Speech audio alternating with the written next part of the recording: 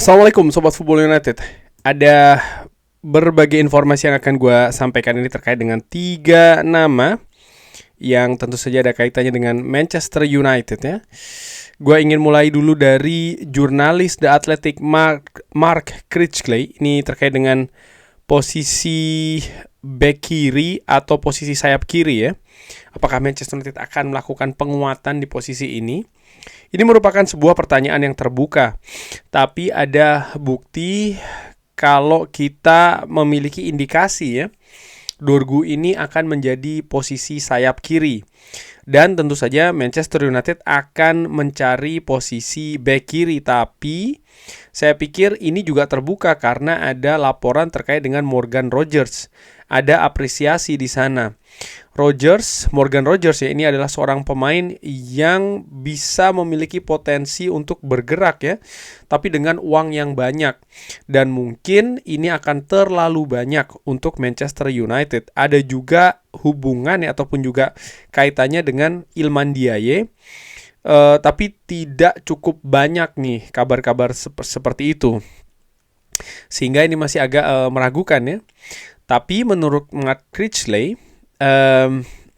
penambahan di posisi kiri ini juga tergantung dari situasi Patrick Dorgu. Nah, disebutkan memang Manchester United ini kan akan memperkuat sisi kirinya. Tapi untuk mendatangkan 2 pemain sekaligus di posisi sayap serang sebelah kiri atau posisi back kiri nampaknya tidak besar. Jadi mungkin Manchester United akan mendatangkan salah satu ini. Nah, apakah sayap kiri ataukah bek kiri? Nampaknya dengan keadaan Dorgu yang didorong lebih ke depan, artinya sayap serang sebelah kiri ya, tentu saja ada opsi lain di sana, yaitu adalah Matheus Cunha. Tapi dengan didorongnya Dorgu lebih ke depan, maka lebih memungkinkan bagi Manchester United untuk mendatangkan bek kiri dibanding sayap serang sebelah kiri, karena praktis saat ini yang posisi bek kiri murni itu hanya Luke Shaw. Dorgu didorong ke depan, dan Tarel Malaysia juga kontraknya sudah selesai dengan Manchester United. Dalo dan juga Nocer Mazraoui sebenarnya bisa juga ditempatkan di posisi bek kiri, tapi nampaknya memang 2 pemain Mazraoui serta Dalo ini lebih untuk posisi bek kanan ya, sehingga lebih dari informasi tadi memang lebih memungkinkan Manchester United untuk mendatangkan posisi bek kiri. Tapi itu juga masih ada tapinya. Tergantung siapa yang tersedia dan berapa banyak harganya. Nah, Manchester United terkait dengan posisi bek kiri ini juga dikaitkan dengan Lewis Hall. Menurut Mark Critchley dari The Athletic ini, Manchester United ya, dia adalah seorang pemain yang disukai oleh Manchester United. Dari sisi Newcastle, saya berpikir mereka tidak ingin menjual Lewis Hall ya. Mereka juga tidak terdesak untuk menjual Lewis Hall. Dan untuk menajamkan lagi skuadnya, serta untuk memenuhi kebutuhan finansial dan juga tantangan yang Newcastle miliki, tentu saja akan ada banyak kebutuhan untuk menjual pemain. Dan bisa dilihat dari Anthony Gordon. Dan saat ini mereka memiliki 80 juta euro dari penjualan Anthony Gordon. Nah, saat ini masih terlalu awal untuk masa depan Lewis Hall ya, apakah akan dijual atau tidak. Dan kita tahu bahwa memang Newcastle juga memiliki kecenderungan untuk bernegosiasi juga dengan sulit, kurang lebih seperti itu ya, terkait dengan Lewis Hall ini. Ya, memang Lewis Hall banyak juga disebutkan di berbagai media, tapi kalau melihat keadaan saya saat ini misalnya ya, bahwa Newcastle tidak dalam keadaan terdesak untuk menjual Lewis Hall, lalu juga mereka sudah memiliki pemasukan yang cukup besar dari Anthony Gordon, lalu ditambah lagi bahwa negosiasi dengan Newcastle itu termasuk yang sulit.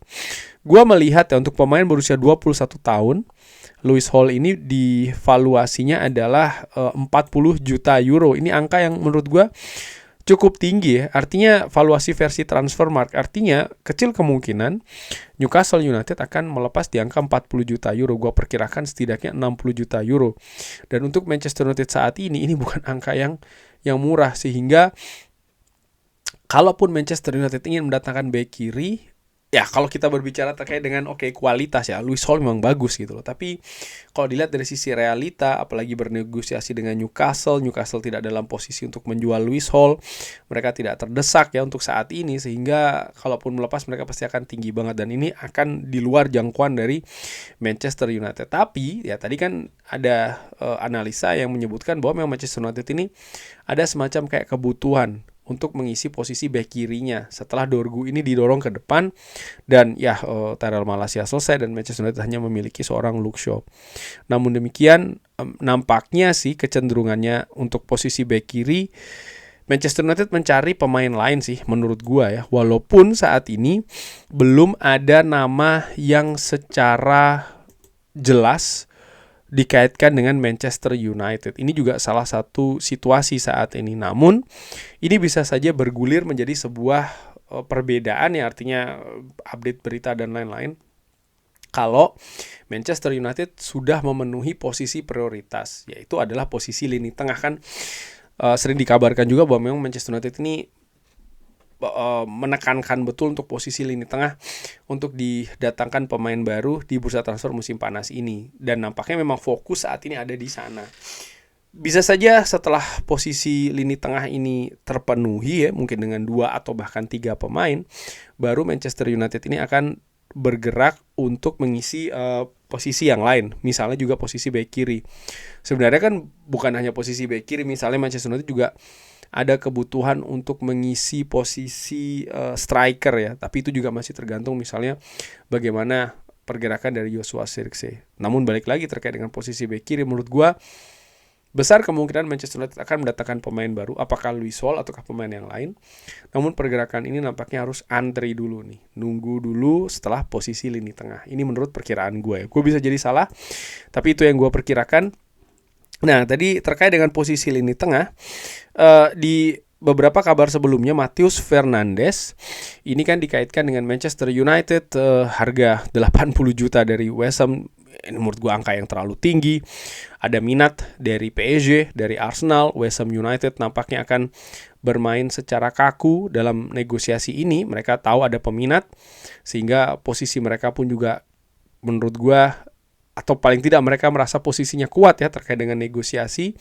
Bukan hanya Manchester United saja, dan saat ini ada kabar dari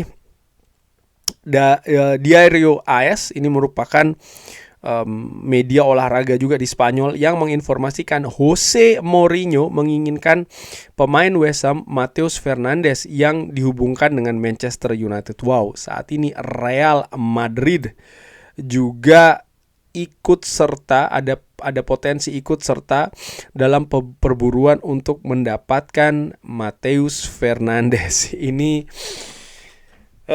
situasinya jadi tambah rumit. Dan misalnya apa dengan ini, lalu Manchester United cepat-cepat saja 80 juta pound supaya bisa mengamankan Matheus Fernandes. Menurut gue tidak seperti itu. Menurut gue tidak sesimpel itu, tidak sesederhana itu. Seperti kayak beli barang di warung ya, karena ada barangnya cuma satu, lalu ada peminat yang lebih dari satu, dalam hal ini mungkin peminatnya ada 4. Sang penjual memiliki label harga, sehingga siapa yang lebih cepat membayar akan mendapatkan barang tersebut. Sayangnya Matheus Fernandes bukan barang. Menurut gue seperti itu. Jadi analogi seperti itu sangat tidak tepat. Mindset seperti itu juga tidak bijaksana, menurut gue tidak ideal. Kenapa? Ya, yang menentukan masa depan bukan hanya West Ham. West Ham jelas mereka di angka 80 juta pounds ya. Siapa yang bisa memenuhi 80 juta pounds ada potensi bisa mendapatkan Matheus Fernandes. Tapi jangan lupa, sang pemain ini juga memiliki power, juga memiliki kekuatan untuk menentukan masa depannya seperti apa. Ketika ada Manchester United, ada PSG, ada Arsenal, dan juga Real Madrid, sang pemain akan menentukan di mana klub yang menurut sang pemain ya ini tepat untuk perkembangan karir, untuk masa depan, untuk misalnya memperoleh hal-hal yang dia ingin dapatkan. Jadi ini menarik sih menurut gue, karena ya Real Madrid, PSG, Arsenal, Manchester United untuk Matheus Fernandes. Tapi di sisi lain, ya ini juga merupakan sebuah lampu kuning untuk Manchester United. Mereka harus tetap berusaha ya, karena Matheus Fernandes faktanya ada dalam daftar pemain yang ingin didatangkan. Tapi mereka juga harus bermain cerdik, mereka harus siap bernegosiasi, mereka harus pintar dalam berusaha mendatangkan sang pemain. Tapi di sisi lain mereka juga harus mempersiapkan alternatif-alternatif lainnya. Jangan sampai ada panic buying, pembelian yang panik ya, karena pemain yang diincar lepas-lepas semua, sehingga akhirnya mendatangkan pemain yang bisa dikatakan mungkin agak asal-asalan ya. Gue harapkan tidak demikian sih. Tapi ini menarik sekali dari sisi fans melihat oke, ada dinamika perburuan seperti ini. Itu tadi Sobat Football United kabar-kabarnya. Bagaimana menurut Sobat Football United? Seperti biasa silahkan drop di kolom komen. Terima kasih sudah menyaksikan. Jangan lupa like, share, dan juga subscribe. Wassalamualaikum warahmatullahi wabarakatuh. Thank you.